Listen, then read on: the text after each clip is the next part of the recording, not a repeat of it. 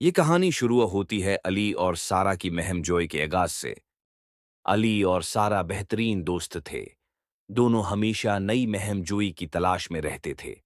انہوں نے اپنے گاؤں کے قریب جنگل میں جانے کا فیصلہ کیا۔ وہ جانتے تھے کہ جنگل میں جانا آسان نہیں، لیکن ان کی جستجو نے انہیں پیچھے نہیں ہٹنے دیا۔ جنگل میں داخل ہوتے ہی انہیں عجیب سی آوازیں سنائی دیں۔ ہر طرف درختوں کے بیچ چھپے ہوئے جانور اور پرندے آوازیں نکال رہے تھے۔ اچانک ان دونوں کو ایک جادوئی درخت نظر آیا جس کی شاخیں سنہری تھیں اور اس کے پتے چمک رہے تھے۔ علی نے حیرانی سے سارا کو کہا، یہ درخت تو بہت عجیب ہے۔ کیا تمہیں لگتا ہے کہ اس میں کچھ خاص بات ہے؟ ضرور، میں نے اس درخت کے بارے میں کئی سال پہلے اپنی دادی سے سن رکھا ہے۔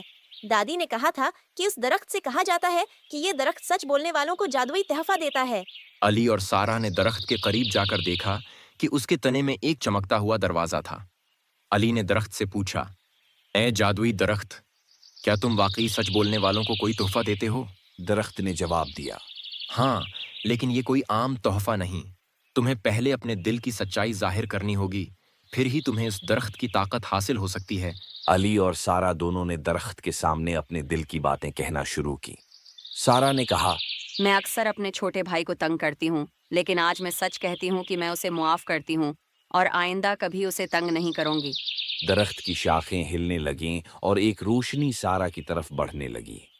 یہ روشنی اس کے دل میں اتر گئی اور وہ اچانک بہت ہلکا اور خوش محسوس کرنے لگی۔ پھر علی نے کہا، میں اپنے دوستوں کے ساتھ کبھی کبھی جھوٹ بولتا ہوں تاکہ انہیں ہنساؤں، لیکن آج میں وعدہ کرتا ہوں کہ ہمیشہ سچ بولوں گا اور کبھی جھوٹ سے کام نہیں لوں گا۔ درخت کی سنہری پتیاں علی کے ارد گرد گھومنے لگیں اور ایک پر اسے دیا گیا جو اس کے لیے جادوئی مددگار بن گیا۔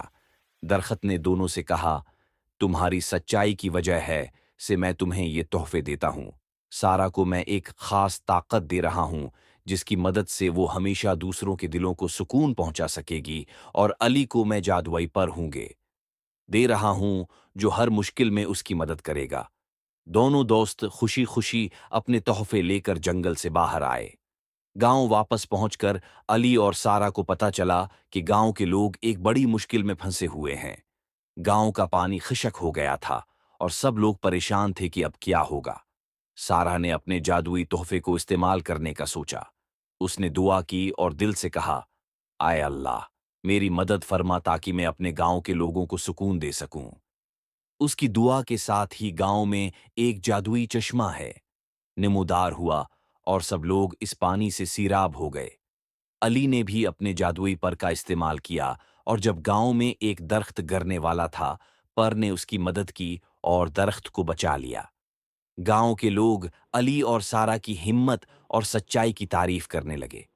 دونوں دوستوں نے اپنی سچائی، دوستی اور جادوئی تحفے کی مدد سے گاؤں کو بڑی مشکل سے بچا لیا۔